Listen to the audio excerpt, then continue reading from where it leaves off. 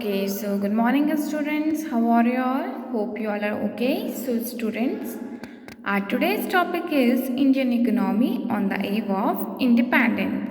Okay, our today's topic is Indian economy on the eve of independence. It's mean independence से पहले हमारी Indian economy कैसी थी, हम वो पढ़ेंगे. First topic colonial exploitation and features of Indian economy. ये 2 टॉपिक हमारे कवर हो गए हैं पहले. So next third topic is industrial sector on the above of independence. Independence से पहले इंडस्ट्रियल सेक्टर कैसा था, हम आज ये पढ़ेंगे. Okay students. Okay, third topic is industrial sector on the eve of independence. Independence से पहले इंडस्ट्रियल सेक्टर कैसा था, आज हम वो पढ़ेंगे. Okay, prior to the British rule handicraft in India enjoyed world wide reputation.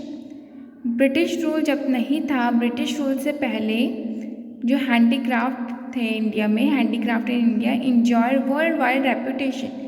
उनकी पूरे वर्ल्ड में क्या थी, अच्छी रेपुटेशन थी.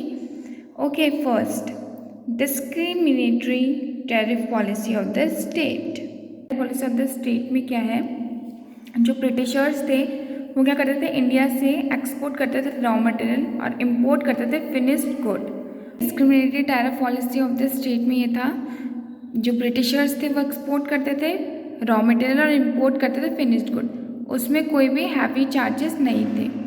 ओके, बट अगर यहाँ से कोई फिनिश्ड गुड एक्सपोर्ट होता था उसमें हैवी चार्जेस थे, और अगर कोई इंपोर्ट करते थे तो उसमें भी हैवी चार्जेस थे. Okay, second disappearance of princely courts. Disappearance of princely courts में क्या था, जब ब्रिटिश रूल नहीं था उससे पहले जो ये प्रिंस होते थे, नवाब होते थे, या करते थे जो ये हैंडीक्राफ्ट होते इनको परचेज करते थे. ओके, बट तो जब ये ब्रिटिशर्स आके थे तो handicraft started decaying. Okay, third is competition from machine made products. अब competition from machine made product में क्या था, इंडिया में पहले ब्रिटिशर्स से पहले क्या था हैंडीक्राफ्ट्स, हाथ की चीज़ें बनाई जाती थी. बट जब से ये आने लगे ब्रिटिशर्स तो क्या हुआ, मशीन मेड प्रोडक्ट सेल होने लगे इंडिया मार्केट में. इससे क्या हुआ, कंपटीशन होने लगा. अब जो हैंडमेड प्रोडक्ट होते थे उनका कॉस्ट ज़्यादा होता था, और जो मशीन मेड प्रोडक्ट होते थे वो क्या होते थे, चीप होते थे रेट में. तो लोग ज़्यादा परचेज क्या करने लगे, मशीन मेड प्रोडक्ट्स. तो इससे क्या स्टार्ट होने लगा, competition. Okay, fourth new patterns of demand. New patterns of demand में क्या है, अब मशीन मेड प्रोडक्ट्स स्टार्ट होने लगे, सेल होने लगे इंडियन मार्केट में. Okay, new patterns of demand में क्या है, लोग परचेज करने लगे जो मशीन मेड प्रोडक्ट्स है. अब उनकी डिमांड क्या हो गई, स्टार्ट हो गई. तो न्यू पैटर्न्स ऑफ डिमांड में यही है कि जो लोग थे उनकी डिमांड होने स्टार्ट होने लगी. Okay, so next fifth is introduction of railways in India. तो जब इंट्रोडक्शन हुआ रेलवेज का इंडिया में तो ब्रिटिशर्स क्या करने लगे, एक्सपोर्ट करने लगे यहाँ से रॉ मटेरियल एंड इंपोर्ट करने लगे फिनिश्ड गुड, और उनको सेल करने लगे इंडियन मार्केट में. ओके, तो इससे क्या हुआ, जो मशीन मेड प्रोडक्ट्स थे वो चीप रेट के थे, और जो हैंडमेड प्रोडक्ट्स थे वो क्या था, हाईली रेट था उनका. तो जो कस्टमर्स थे वो क्या परचेज करने लगे, machine made products. Okay, because वो क्या थे, चीप रेट के. जब रेलवे इंट्रोडक्शन हुआ इंडिया में तो ये क्या हो गया, ईजी हो गया ब्रिटिशर्स के लिए. वो क्या करते थे, ह्यूज अमाउंट में इंपोर्ट करते थे फिनिश्ड गुड और उसको सेल करते थे इंडियन मार्केट में, और एक्सपोर्ट करते थे रॉ मटेरियल इंडिया से. Okay, industrial sector on the eve of independence. Independence से पहले जो इंडस्ट्रियल सेक्टर हो कैसा था, हमने देखा. ओके, जब ब्रिटिश रूल नहीं था उससे पहले तो क्या था, वर्ल्ड वाइड रेपुटेशन थी हैंडीक्राफ्ट्स की.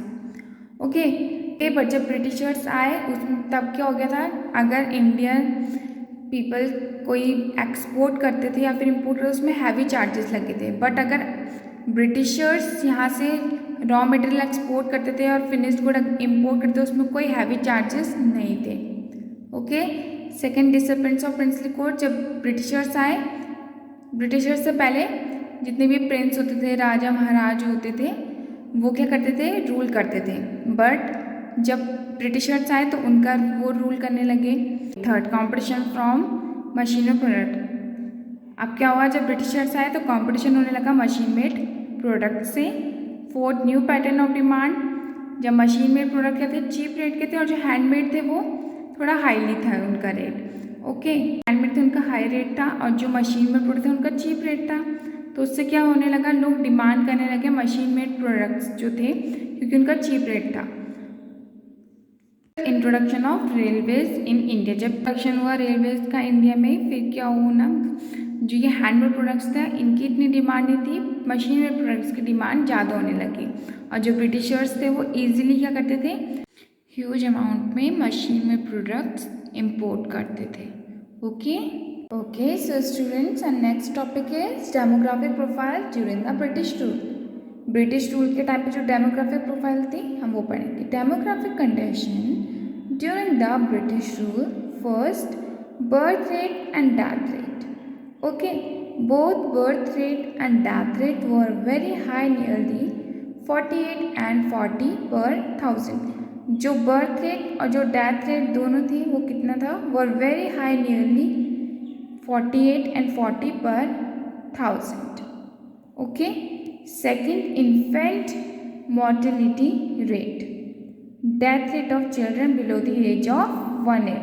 जो डेथ रेट था, जो चिल्ड्रन 1 year से कम होते हैं, वो क्या था, was very high. Okay, it was about 218 per 1000. कितना था उस टाइम पे, 218 per 1000. While at present it is 34 per 1000. Present में कितना है, 34 per 1000. Okay, high infant mortality is a sign of poor health care. जो हाई इन्फेंट मोर्टेलिटी होता है वो क्या, किसका साइन होता है, पुअर हेल्थ केयर का. First birth rate and death rate, second infant mortality rate. Okay, birth rate और जो डेथ रेट था वो नियरली कितना था, 48 and 40 per 1000. और जो इन्फेंट मोर्टेलिटी रेट है वो क्या, कितना था उस टाइम पे, 218 per 1000. और प्रेजेंट में कितना है, 34 per 1000.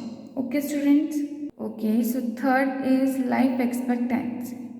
Life expectancy was as low as 32 years. जो लाइफ एक्सपेक्टेंसी थी वो उस टाइम पे कितनी थी, 32 years, while presently it is 68 years. Present में कितनी है, 68 years. Okay, low life expectancy reflects lack of health care facilities and lack of awareness. उस टाइम पे जो लाइफ एक्सपेक्टेंसी थी वो कितनी थी, 32. अब प्रेजेंट में कितनी है, 68 years. तो जो लो लाइफ एक्सपेक्टेंसी होती है वो क्या रिफ्लेक्ट करती है, lack of health care facilities. क्या रिफ्लेक्ट करती है, lack of health care facilities and lack of awareness. Okay, fourth is literacy rate. Literacy rate किसको रेफर करता है, referring to those who can read and write. Literacy rate किसको refer करता है, वो जो कि रीड और राइट लिख सकते हैं, रीड भी कर सकते हैं और राइट भी कर सकते हैं. Okay, was nearly 16%. कितनी थी उस टाइम पे, 16%. रिफ्लेक्टिंग सोशल बैकवर्डनेस, तो ये क्या रिफ्लेक्ट करता है, social backwardness. Female literacy rate was still 7%. जो फीमेल लिटरेसी रेट था वो कितना था, 7%. Okay students, our topic Indian economy on the eve of independence is completed here. So bye bye students and take care.